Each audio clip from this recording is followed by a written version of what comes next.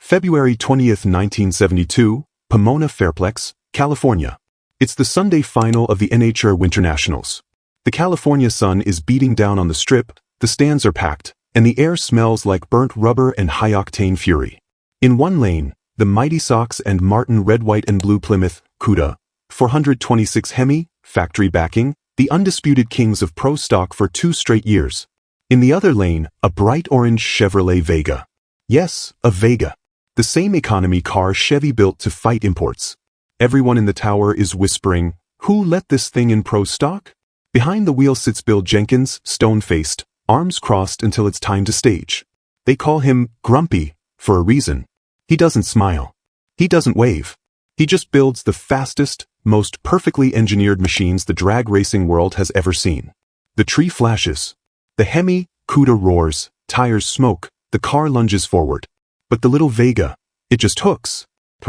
No drama, no wheel spin, just pure forward violence. By half-track it's already pulling away. By the lights, it's over.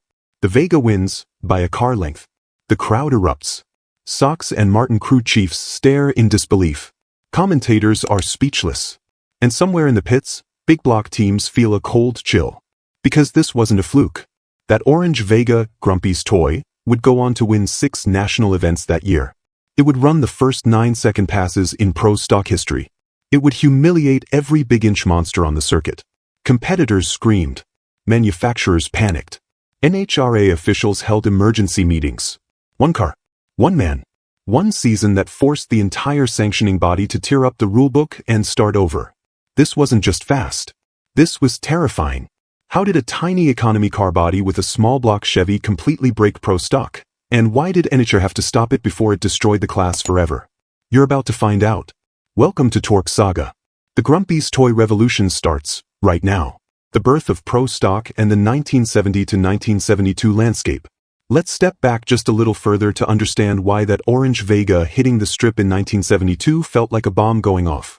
NHRA launched the pro stock class in 1970 with one simple dream: heads-up drag racing that looked like the hot rods fans drove on the street. Door slammers, factory bodies, no funny cars, no flip-top bodies, just pure, factory-backed muscle going wheel to wheel. They wanted the showroom appeal, win on Sunday, sell on Monday. And for the first 2 seasons, it worked exactly as the big manufacturers hoped. The class was dominated by big-inch monsters, 426 Hemi Plymouths and Dodges from Sox and Martin, Bill, Grumpy, Jenkins himself running black 1968 Camaros with small blocks but still getting outgunned, Dino Don Nicholson in his Ford Maverick, and a parade of 427 and 454 Chevys. The Mopar boys were untouchable. Their factory support, deep pockets, and those elephant motors meant they won almost everything in 1970 and 1971. But here's where the cracks started showing. The racing was incredible, but predictable. Fans loved the door-to-door battles, yet the same red, white, and blue Hemis kept taking the trophies. Smaller independents complained they couldn't compete without factory money.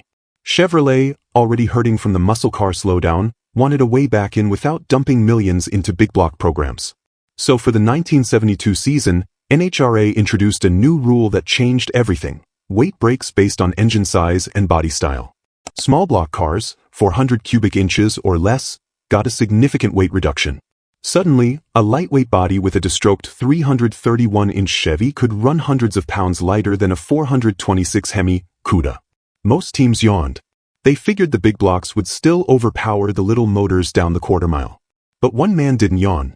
Bill Jenkins, already a legend in match racing, the guy who pioneered data logging, cylinder head porting science, and blueprinting engines to the 1000th, saw the new rule and heard opportunity knocking.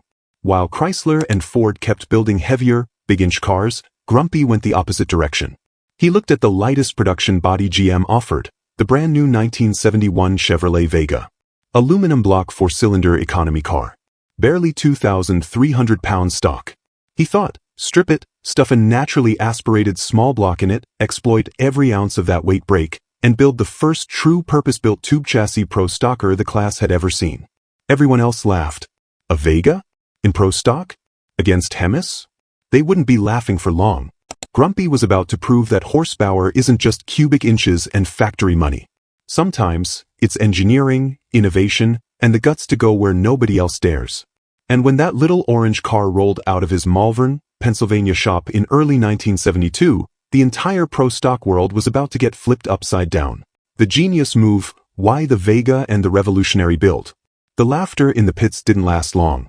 While the factory-backed teams kept pouring money into heavier big block cars, refining Hemis, tweaking 427 Camaros, and chasing every last horsepower from cubic inches, Bill Jenkins went quiet in his Malvern shop. No press releases. No flashy announcements. Just the sound of welders, grinders, and a man who saw the future clearer than anyone else. He chose the Chevrolet Vega for one simple, brutal reason. It was the lightest production body General Motors made in 1971. Stock, it weighed around 2,300 pounds. Strip the interior, glass, and unnecessary sheet metal, and you were looking at a featherweight door slammer ready to exploit NHRA's brand new small block weight brake. But Grumpy didn't stop at lightweight. He went full revolutionary. Grumpy's toy became the first true tube chassis pro stock car in history. No more modifying a factory unibody with subframe connectors and traction bars. Jenkins built a complete chrome moly tube frame from scratch, lightweight, rigid, and engineered for perfect weight distribution. Front suspension? He ditched the old leaf spring setup for McPherson struts, something unheard of in drag racing at the time, giving better control over weight transfer and instant hook. The rear end was narrowed, centered perfectly, and hung on a four-link with coilovers tuned to perfection. Dry sump oiling kept the engine low in the chassis. The body was acid-dipped and lightened wherever possible, but still looked completely stock from 10 feet away. White stripes, Grumpy's Toy 11, lettering in bold script, bright orange paint that screamed under the lights. Under the fiberglass hood sat a destroked 331 cubic inch small block Chevy. L88 heads, solid roller cam, high compression, hand-ported everything. No super trick parts that would get protested, just blueprinting and tuning taken to an insane level. A single Holley 4500 Dominator sat on top, tuned so precisely that the car idled like a street cruiser but exploded off the line. The numbers told the story before the car ever turned a wheel in anger. With the small block weight brake, Grumpy's toy tipped the scales at around 2,350 pounds race ready. Compare that to the Hemi cars running 2,800 to 2,900 pounds. That's over 500 pounds lighter, the equivalent of giving the big blocks a half car length head start and still beating them. Jenkins didn't just build a fast car. He built a scalpel. Where others relied on brute force and factory dollars, Grumpy used science, data logging every run, adjusting clutch slip to the hundredth, tuning the suspension for each track surface. He treated drag racing like engineering, not gambling. And when that little orange Vega rolled to the staging lanes at Pomona in February 1972, the big teams finally stopped laughing. They started worrying. Because what was coming next wasn't just a race win. It was the beginning of a season-long massacre that would leave pro stock in ruins, and force NHRA to decide, let one man and one car dominate forever, or change the rules to save the class. You won't believe how far the backlash went. What made Grumpy's toy truly unbeatable? You've seen the car. You felt the shockwave it sent through the pits. Now let's pop the hood and crawl underneath, because the real magic of Grumpy's toy wasn't just the lightweight Vega body or the small block weight brake. It was the relentless, obsessive engineering that turned a good idea into an absolute weapon. Start with the engine, a 331 cubic inch small block Chevy. Nothing exotic on paper. But in Jenkins' hands, it was a masterpiece. He destroked a 350 block using a 3-inch crank, ran sky-high compression, around 14:1, and bolted on the best closed-chamber L88 heads money could buy. Every intake and exhaust port was hand-ported and flow-tested on his own bench until they breathed perfectly. The solid roller cam was ground to his exact specs. Massive lift, aggressive ramps, but timed so the engine pulled clean from 5,000 RPM all the way to 9,000. Fuel came through a single Holley 4500 Dominator that Grumpy tuned like a violin. He spent hours on the flow bench dialing jets, air bleeds, and accelerator pump shot until the car left the line crisp and never stumbled. No nitrous, no blowers, just pure, naturally aspirated perfection. But the engine was only half the story. The real revolution was underneath. Grumpy's toy featured the first full chrome moly tube chassis ever seen in pro stock. Every bar was calculated for maximum stiffness with minimum weight. The wheelbase was stretched slightly for better stability, the rear end narrowed and centered dead-on for perfect thrust. A 4-link rear suspension with coilover shocks let him tune weight transfer to the thousandth of an inch. The car would squat just right, plant the slicks, and rocket forward without a hint of wheel spin. Up front, those McPherson struts weren't just for show. They allowed precise control over instant center and anti-squat geometry. Dry sump oiling dropped the engine lower in the frame, lowering the center of gravity. Even the headers were hand-built equal-length tubes tuned for peak torque right where the car needed it coming off the line. Weight distribution? Near perfect 50-50 with driver. Total race weight hovering around 2,350 pounds to 500 pounds lighter than the Hemi cars it humiliated. And then there was the man himself. Jenkins was the original data freak. He logged every run, 60-foot times, incremental splits, air density, track temp, clutch slippage. He'd come back to the pits, crunch numbers, and make a tiny adjustment, a quarter turn on a shock, one jet size change, and the car would drop another hundredth. While other crews guessed, Grumpy measured. The result? Consistency that terrified the competition. Low 10-second passes became routine, then high 9s. Then the first official 9-second pro stock run in history. Big block teams threw everything at it, more cubes, wilder cams, lighter parts, and still got walked. Because horsepower is great, but horsepower to weight, perfect traction, and flawless tuning? That's unbeatable.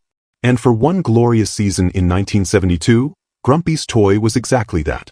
But absolute dominance never lasts long in drag racing. The wins started piling up. The protests got louder. And NHRA officials began to realize they had a problem on their hands. A little orange Vega wasn't just winning. It was threatening to kill the entire pro stock class. The 1972 season massacre. The 1972 NHRA season didn't just start with a bang. It started with a demolition. Pomona Winter Nationals, February. Grumpy's toy debuts and does exactly what everyone feared. It qualifies number 1, cuts perfect lights, and mows down the field on its way to the winner's circle. Sox and Martin's Hemi, Cuda, left at the tree. Dino Don's Maverick, eating orange paint by half-track. The pits exploded. No way, crews shouted. That little thing can't be legal. But tech officials tore it apart, scales, templates, cubic inch checks, and everything measured perfect. Legal. Devastatingly legal. Next stop, the Gator Nationals in Florida. Same story. Grumpy qualifies low, runs consistent 10.20s when the big blocks are struggling in the 10.40s, and takes another trophy. 2 for 2. By the time the Spring Nationals rolled around in April, the panic was spreading like wildfire. Grumpy's toy wasn't just winning, it was running away from the field. Low 10-second passes became routine, then high 9s. Then, at the Summer Nationals in Englishtown, New Jersey history, Bill Jenkins pilots the orange Vega to the first official 9-second elapsed time in pro stock history, a blistering 9.90 that left the crowd screaming and the competition stunned silent. 6 national events that year. 6 wins.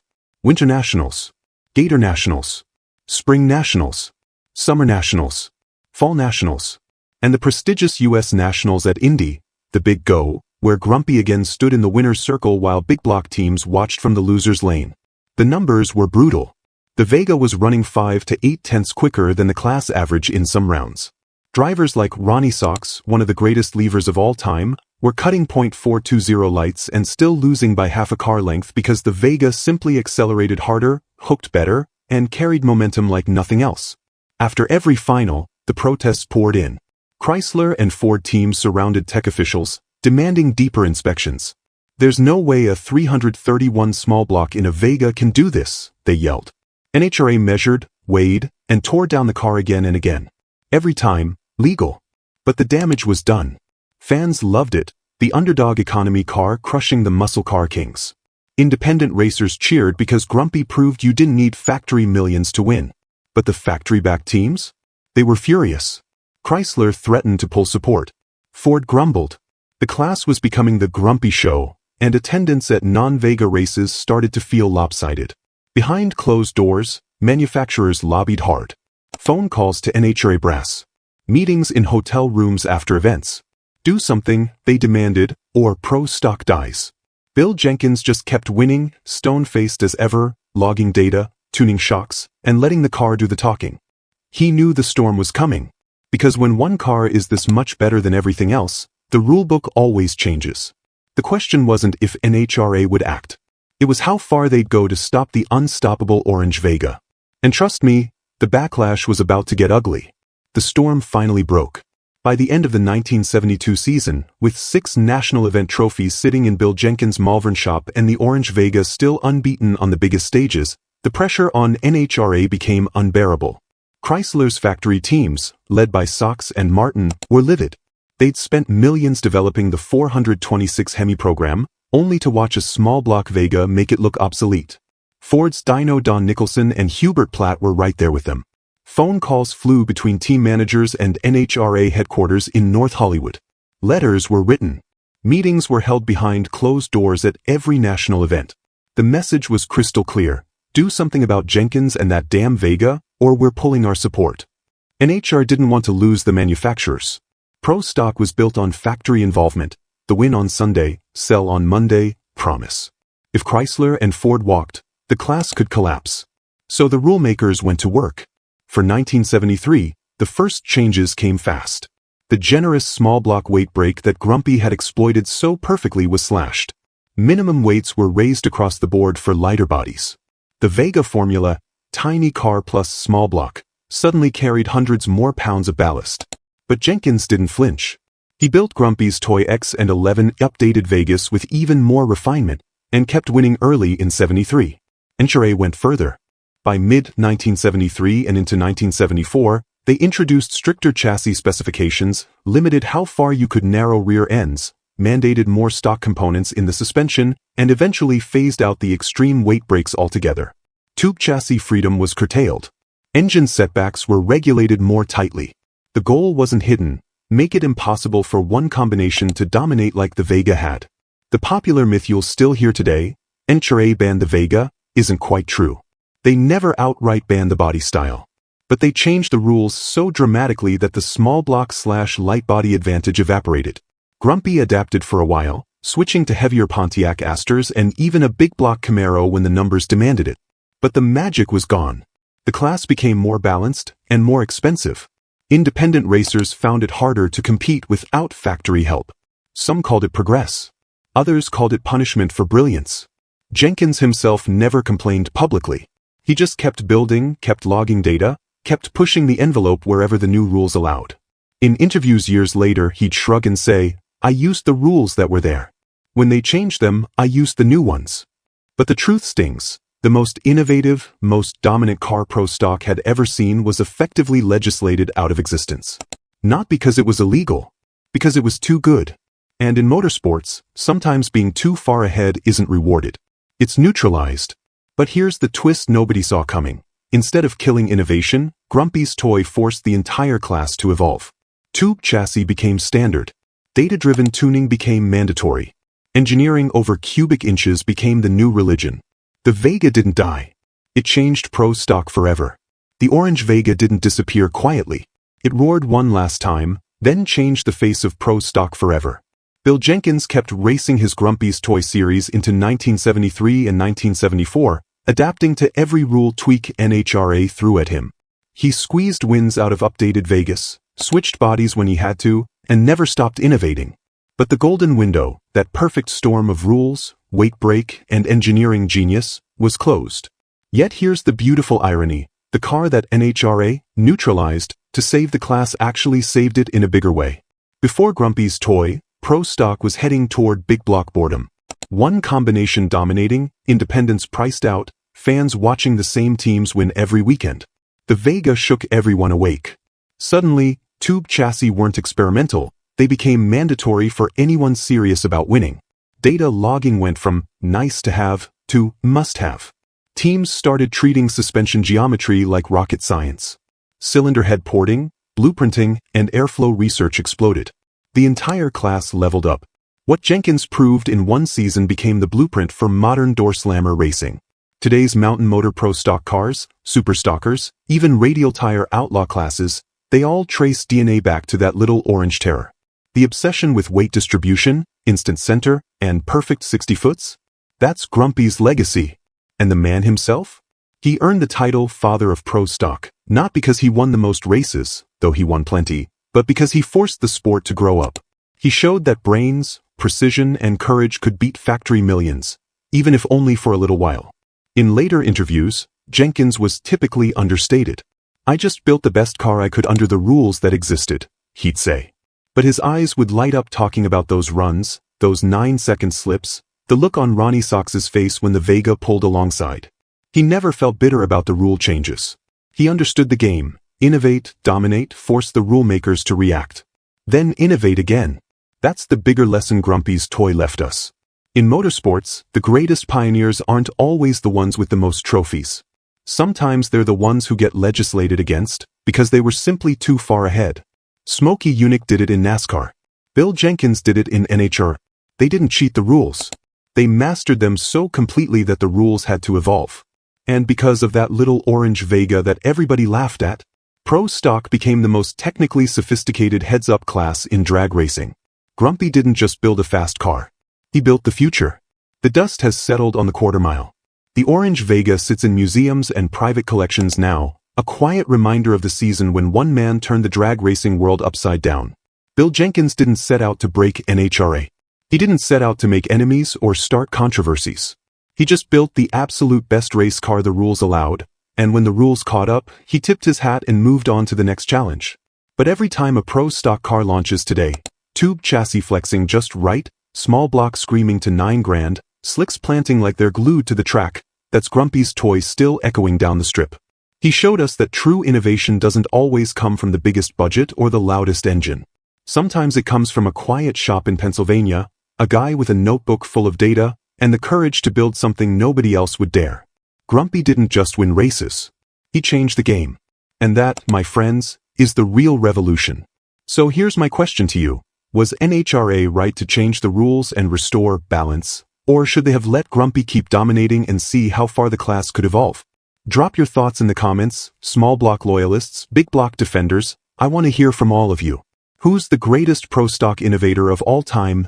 Jenkins, Sox, Warren Johnson, or someone else? If this story fired you up like it still does me, smash that like button. It tells YouTube to show this to more gearheads. Hit subscribe and ring the bell so you never miss the next deep dive. We've got more legends, more band tricks, and more revolutions coming on Torque Saga. Thanks for riding with me all the way to the end. You're the real ones. Now go out there, stay fast, stay curious, and maybe keep an eye out for the next underdog ready to shake the world. Torque Saga out.